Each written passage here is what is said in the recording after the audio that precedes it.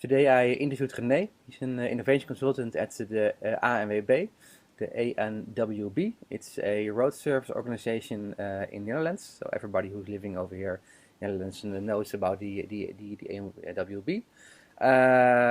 You can check the interview at our YouTube channel, of course, with René.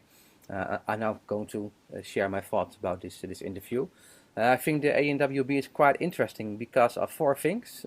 First, they got over or almost 4 million members, so it's one of the biggest organizations in the Netherlands.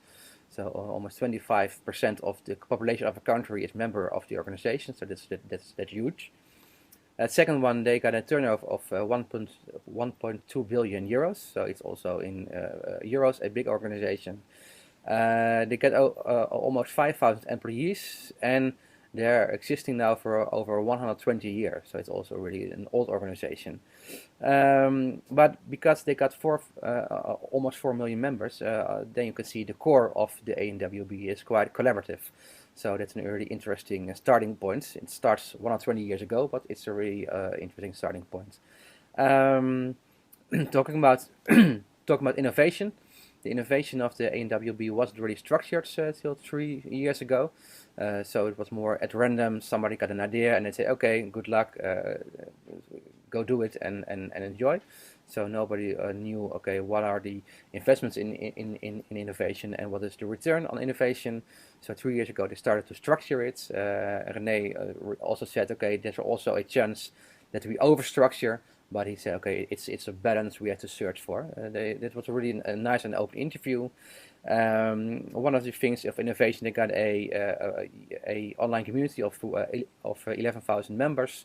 They got attracts in the innovation process. They first also invited them to brainstorm for new ideas, but they were really glad with the outcomes. This can be because of the level of the community, but also at the way they were using their crowds to think with them.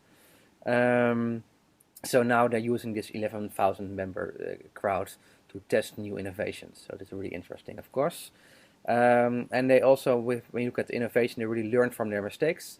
They say, okay, we're going to focus on our core, and we're going to invite other startups or organizations to help us with that, with new innovations. So like when they are now making a platform or thinking about a platform, they're not building the platform themselves, but they are working with companies who did it already before.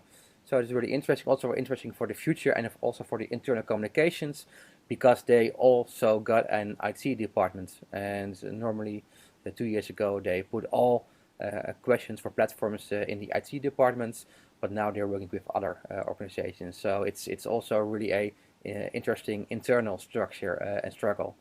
I think the challenges for the ANWB are, first thing, they got, especially with young people, quite a boring image.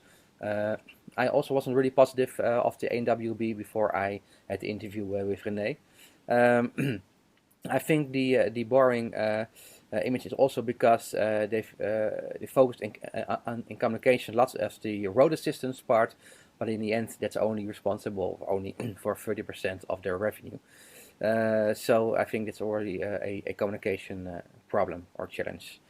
Other challenge for them also in innovation part is they got almost 5,000 mouths to feed, so they got also a responsibility for their employees. They are really well known as a really solid employer. So people are working for a long time at the company. They got a really good salary, so they're really looking after for the employees. But it's also a challenge in innovation because 5,000 people, 5,000 mouths to feed is also a big responsibility. So you need quite some income guarantee to be able to deal with this responsibility.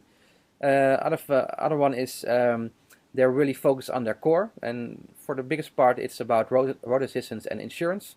Together they're responsible for over 70% of their turnover of 1.2 billion euro. So every new initiative you are launching looks really small, because they got a rule that's in 3 years time, when they busy with a new innovation, they need to have the new innovation needs to serve at least 100,000 users and has to have a turnover of 5 million euro. And that's quite a lot. So because when you look at all the collaborative economy initiatives in the Netherlands, I don't think there are many initiatives who are that are having after 3 years a higher turnover than 5 million euro. So it's really so and interesting, because then all the new innovations part are when you look at the big core of the company with over 700 or 800 billion euro turnover each year, and then every new innovation looks small. So it's really interesting how you can get innovation top level when the revenue of the innovations is just quite low when you compare it with the other core of the company. Other question, I think, are they too big to innovate? It's also interesting thing to think about. And they also got some future challenges because they're really busy with the road assistance, roadside assistance. Yeah, it's a hard word to pronounce. But with the development of electric cars, you will have less breakdown, because electric cars, they are quite more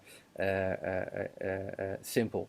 They don't break down really fast. So the innovation in the technique is also going really fast. And I think the biggest challenge for the future is to stay relevant for the members. They also got quite some big chances. I think the first one is they're 4 million members, or almost 4 million members. So they're generating lots of data, and they can do also lots of research with these members.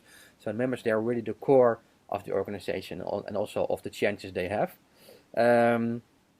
Because like when you want to start a collaboration platform, you always need a critical mass. And I think with a member base of 4 million people, that's a really interesting critical mass. So René was also talking about getting into the car sharing, boat sharing, bike sharing. I think they got quite some chances to getting in there, especially when they work together with promising startups to realize that. And they also can use their insurance organization for this platform. So they got really some important ingredients for a successful platform in-house.